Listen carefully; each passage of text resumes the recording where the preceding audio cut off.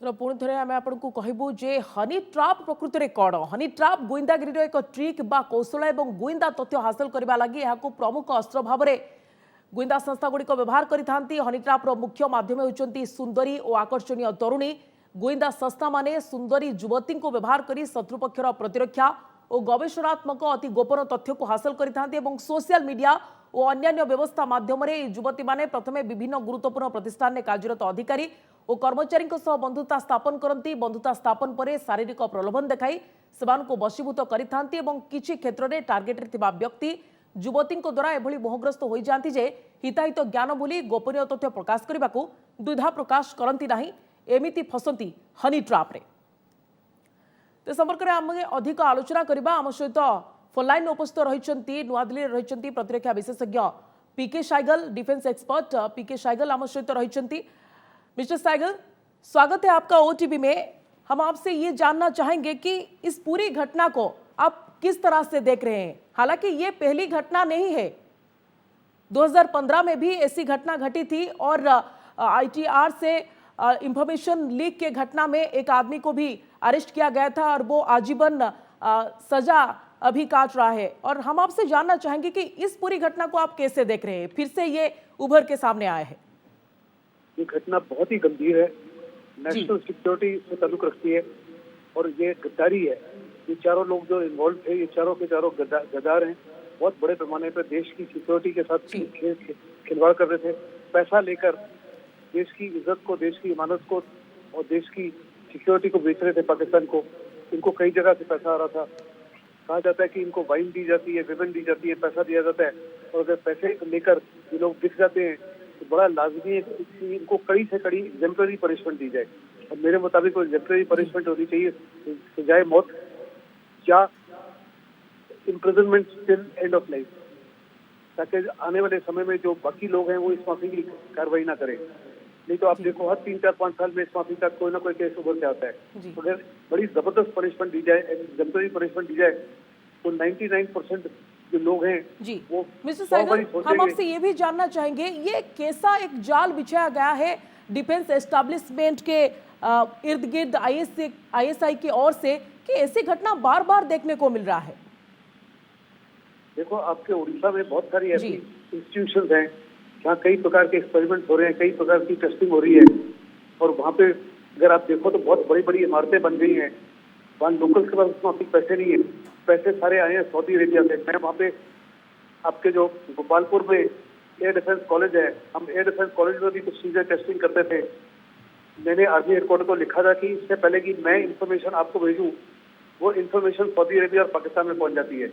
यानी दूसरे लफ्जों में वहाँ पे बहुत बड़े पैमाने पर दूसरे देशों के इंटेलिजेंस एजेंसीज ने अपने आप को स्टैब्लिश कर लिया हुआ है। बड़ा लाजमी है कि लोकल इंटेलिजेंस जो है, लोकल पुलिस जो है, लोकल सरकार जो है बड़े पैमाने पर इसको इन्वेस्टिगेट करे और इन तमाम संस्थाओं को, इन तमाम लोगों को गिरफ्तार करें, उनको पकड़े। इस इशू को लेकर बहुत बड़े पैमाने पर मैंने उड़ीसा के हाईकोर्ट से चीफ जस्टिस से भी बात की थी। उस समय सुप्रीम कोर्ट के चीफ जस्टिस से भी बात की थी और कुछ कार्रवाई हुई थी। लेकिन उसके बावजूद मैं बताना चाहता हूँ कि जितनी भी डिफेंस एस्टेब्लिशमेंट है, चाहे वो हैदराबाद में है, चाहे वो केरला में है, चाहे बेंगलोर में है, चाहे वो ये आपके बालासोर में है या आपके दूसरे जो मिसाइल टेस्टिंग रेंजेस वगैरह में है, सब में बहुत बड़े पैमाने पर आईएसआई का जाल बिछा हुआ है। और ये जाल जो है ज्यादातर इन सब घटना में हनी ट्रैप का लिंक सामने आ रहा है, तो इसके बारे में आपका क्या कहना है? I didn't get your question. ज्यादातर के मामले में हनी ट्रैप का एंगल सामने आ रहा है, तो हम आपसे समझना चाहेंगे आसानी से जी ये हनी ट्रैप क्या है? बेटे इसके बारे में तो मेरे को नहीं मालूम, लेकिन मैं ये साफ तौर पर दर्शाना चाहता हूँ कि बहुत बड़े पैमाने पर आईएसआई के पीछे जो है, या आईएसआई के पीछे जो है कुछ और देश भी इन्वॉल्व हैं जो नहीं चाहते कि हिंदुस्तान जो है बहुत स्ट्रॉन्ग बने। वो चाहते हैं कि हिंदुस्तान की जितनी भी मिसाइल्स हैं, नए प्रकार के इक्विपमेंट बना रहे हैं, उनकी तमाम इंफॉर्मेशन उनको मिले। पाकिस्तान की जबरदस्त कोशिश है खास करके हमारी ब्रह्मोस के बारे में जानकारी हासिल करने के लिए। उसी को लेकर पहले कुछ साल पहले कुछ लोग अरेस्ट हुए थे जो ब्रह्मोस के बारे में पाकिस्तान को और चाइना को इंफॉर्मेशन भेज रहे थे। वो जानना चाहते हैं कि इस मिसाइल को कैसे बनाया जा सकता है, इस मिसाइल को न्यूट्रलाइज कैसे किया जा सकता है, इसको जैम कैसे किया जा सकता है।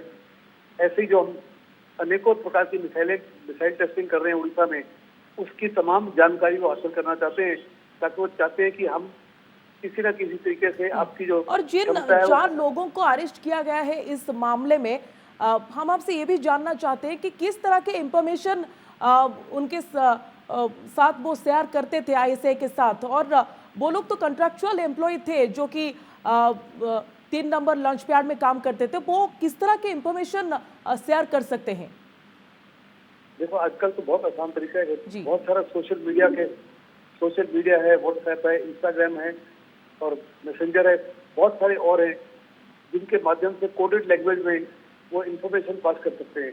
वो किस तरीके से पास कर रहे थे इसके बारे में तो मेरे को डिटेल इन्फॉर्मेशन नहीं मालूम, लेकिन मैं ये बताना चाहता हूँ कि आज बहुत आसान है वीजा भी पहले, because of the huge amount of साधन जिसके माध्यम से आप इंफॉर्मेशन गलत लोगों को दे सकते हो, और उसी का इस्तेमाल कर रहे थे। वो कितनी देर से कर रहे थे ये तो नहीं मेरे को पता लग रहा, लेकिन जब इन्वेस्टिगेशन होगा हो सकता है कि पिछले 2-3-4 साल से ये लोग कार्रवाई कर रहे हो, तो कितना देश को नुकसान पहुंचा चुके हैं ये तो इन्वेस्टिगेशन के बाद पता लगेगा।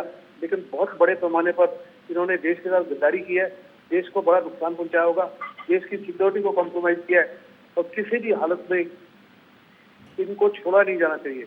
इनको ऐसी सजा देनी चाहिए कि जो इतनी भयानक हो और इतनी जबरदस्त हो कि आने वाले समय में दूसरा आदमी ऐसी कार्रवाई ना करे।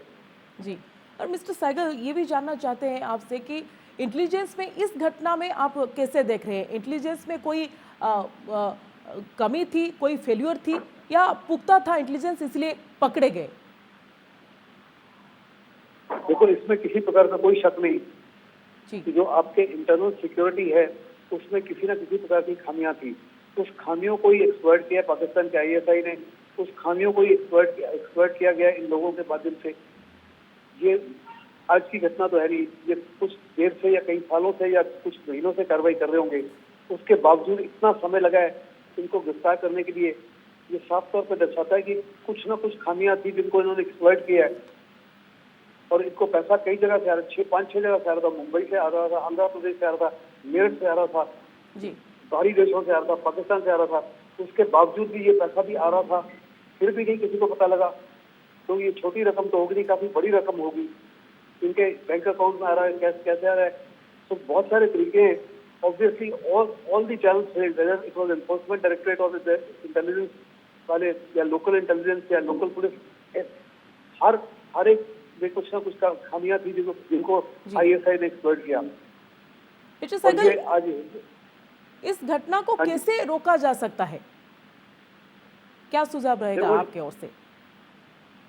देखो, इंसान के कैरेक्टर जो है और इंटेग्रिटी जो है, वो कहते हैं सारे के सारे इंसान जो है बिकाऊ हैं। The question is how much. कुछ लोगों को और विमेन के माध्यम से खरीदा जाता है, कुछ को वाइन के माध्यम से खरीदा जाता है, कुछ को पैसे के माध्यम से, और कुछ को तमाम चीजों के माध्यम से। जब आप लोगों को भर्ती करते हो उस समय आपको यकीन करना चाहिए कि you taken people with the highest integrity and highest character. अगर उसके कैरेक्टर और इंटेग्रिटी में खामियां हैं तो वो एक्सप्लॉइट हो सकता है। और साथ में ये भी देखना चाहिए कि आपकी संस्था के अंदर कुछ ऐसे लोग तो नहीं है जो फ्रस्ट्रेटेड है, जिनको कोई मॉनेटरी प्रॉब्लम है, जिनको कुछ फैमिली प्रॉब्लम है, जिसकी वजह से उनको पैसे की आवश्यकता है।